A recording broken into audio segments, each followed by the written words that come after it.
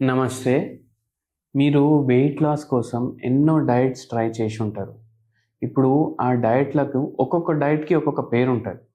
ఇప్పుడు keto diet ఉంటది. అట్లనే పావ్లో డైట్ ఉంటది.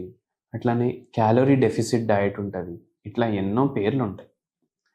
ఆ డైట్‌లు ఫాలో చేసిన తర్వాత గూడా కొందరికి వెయిట్ లాస్ అవ్వదు. ఇప్పుడు మన దగ్గర వెయిట్ లాస్‌కి పేషెంట్స్ వస్తే ఏమంటారంటే, "సార్ నేను ఇంతే తింటా.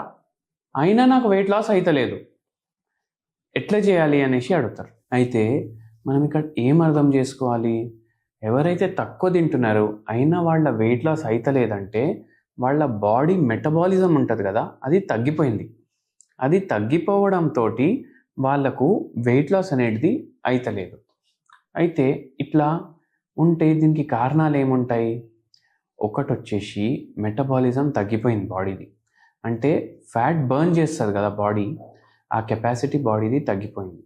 ఇది ఎందుకైతది? ఇప్పుడు చాలామంది మోకాళ్ళ నొప్పులతోటి, షుగర్ వ్యాధితోటి, బీపీ వ్యాధితోటి బాధపడుతుంటారు. అయితే ఎన్నో సార్లు ఈ మందులు యేసుకుంటారు గదా! ఈ మందులు యేసుకోవడం వల్ల గూడా వాళ్ళ వెయిట్ పెరుగుతుంది. ఇంకా కొన్ని సార్లు ఏమైతది? మనిషి లేజీ అయిపోతాడు. దాంతోటి గూడా వెయిట్ పెరుగుతది. ఫిజికల్ యాక్టివిటీ ఉండదు. దాంతోటి వెయిట్ పెరుగుతది. టైంకి పడుకోరు. దాంతోటి వెయిట్ పెరుగుతది. అయితే ఇప్పుడు దీనికి ఒక మంచి సింపుల్ డయట్ చెప్తా. ఒక హోమ్ రెమెడీ చెప్తాను. ఇవి పాటించండి. అండ్ ఒక హోమియోపతి మెడిసిన్ కూడా చెప్తాను. ఒకటి వెరీ సింపుల్ డయట్ చెప్తాను. ఈ డయట్ స్పెషాలిటీ ఏంది? ఈ డయట్ మీరు కొన్ని రోజులు పాటించే అవసరం లేదు. మీరు లైఫ్ టైమ్ ఈ డయట్ కంటిన్యూ చేసుకున్నా మనకు ప్రాబ్లమ్ ఉండదు. అది ఈ డయట్ బ్యూటీ. ఇప్పుడు చూడండి, మీరు కీటో డయట్ చేస్తారు. ఎన్ని రోజులు చేస్తారు? 10 రోజులు చేస్తారా? 20 రోజులు చేస్తారా? మహా అంటే 2 నెలలు చేస్తారు.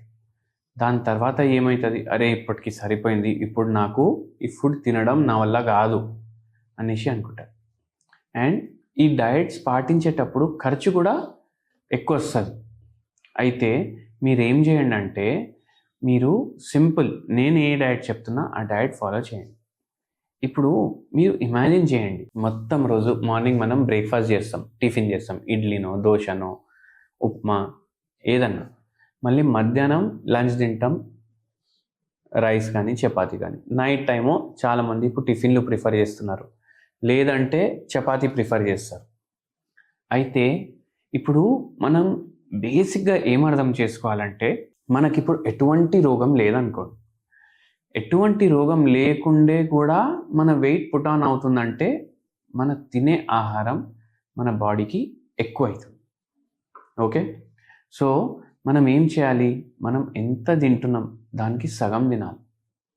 మార్నింగ్ 4 ఇడ్లీలు తింటున్నారనుకోండి, 2 ఇడ్లీలు తినాలి. 5, 6 దోసలు తింటున్నారనుకోండి. ఇప్పుడు నేను 5, 6 దోసలంటే మీరు అనుకుంటారు, ఎవరు తింటారు 5, 6 దోసలు అనేసి. కానీ ఇంట్లో దోసలు చిన్న సైజు ఉంటాయి. చాలామంది చాలా దోసలు తింటారు ఇంట్లో చేసుకుంటే. సో అది కూడా సగం క్వాంటిటీ తినాలి. మీరు తినే ముందు ఆలోచించాలి, మీకు ఎంత తినాలనిపిస్తుంది అనేసి. బై చాన్స్ 4 దోసలు వచ్చిందనుకోండి మైండ్‌లో, 2 దోసలతోటి ఆపేసేయాలి. అండ్ దాని తర్వాత మధ్యాహ్నం మనం రైస్ తింటాం కదా! ఇంత రైస్ తినాలనిపిస్తే మీరు దాంట్లో సగం తినండి. నైట్ 2 చపాతీలు తినాలనిపిస్తే ఒకటే చపాతీ తినండి. ఈ డయట్‌లో స్పెషాలిటీ ఏంది? ఇది మీరు లైఫ్ టైమ్ పాటించొచ్చు. లైఫ్ టైమ్ పాటిస్తూ మీరు వెయిట్ లాస్ చేసుకోవచ్చు. మీకు ఏది గావాలి, ఏది తినాలనిపిస్తే మీరు తినొచ్చు. కానీ సగం క్వాంటిటీ. అయితే ఈ డయట్ తోటి చాలామంది వెయిట్ లాస్ చేసిండ్రు. కానీ ఇప్పుడు థైరాయిడ్ ప్రాబ్లమ్ ఉంది. ఈ డయట్ చేస్తే గూడా వెయిట్ తగ్గట్లేదు. బీపీ ప్రాబ్లమ్ ఉంది. ఈ డయట్ చేస్తే గూడా వెయిట్ లాస్ అవ్వట్లేదు. వాళ్ళు హోమియోపతి ట్రీట్మెంట్ వాడాలి ఈ డయట్ చేసుకుంటూ. సో అట్లా వెయిట్ తగ్గుతది. అండ్ కుదిరితే ఒక 15 నిమిషాలన్నా డైలీ వాకింగ్ చేయండి. డైలీ వాకింగ్ చేయడం వల్ల ఏమైతది? మన గట్ హెల్త్ మంచిగా అయితది. మన డైజెస్టివ్ ట్రాక్ట్ ఇంప్రూవ్ అయితది. మళ్ళీ దాని తర్వాత మన బవెల్ మూవ్‌మెంట్ అంటే పైల్స్, ఫిషర్స్, ఫిస్టులా ఇవన్నీ తగ్గించడానికి హెల్ప్ చేస్తది. Above all most important wait మేనేజ్‌మెంట్‌లో చాలా హెల్ప్ చేస్తది. అయితే అందుకే రెగ్యులర్‌లీ వాకింగ్ చేయండి. వాటర్ ఇమ్మీడియేట్‌లీ తిన్న తర్వాత ఎక్కువ వాటర్ తీసుకోకండి. ఒక హాఫ్ గ్లాస్ తీసుకోండి. ఒక 1 అవర్ అయినాక మీరు ఎంతన్నా వాటర్ తీసుకోవచ్చు. సో ఇది డయట్ మాత్రం అయిపోయింది. మళ్ళీ హోమ్ రెమెడీ ఏంది? హోమ్ రెమెడీ నేను simple home remedy and very effective home remedy చెప్తాను.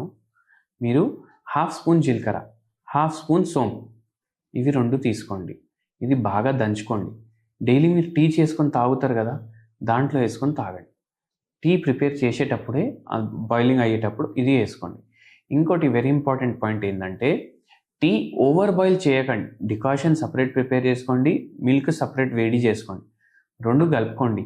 ఇంకా డికాక్షన్ క్వాంటిటీ ఎక్కువ ఉండాలి, మిల్క్ క్వాంటిటీ తక్కువ ఉండాలి, అండ్ చక్కెర ఏమో తక్కువ వేసుకోండి టీలో. అండ్ అదే టీలో మీరు ఎప్పుడైతే టీ డికాషన్ ప్రిపేర్ చేస్తారు కదా, ఈ 1/2 స్పూన్ జీలకర్ర, 1/2 స్పూన్ సోంపు దాంట్లో యాడ్ చేసుకోండి. ఇది రెగ్యులర్ చేసి మీరు కమెంట్ కూడా చేయొచ్చు. Thank you.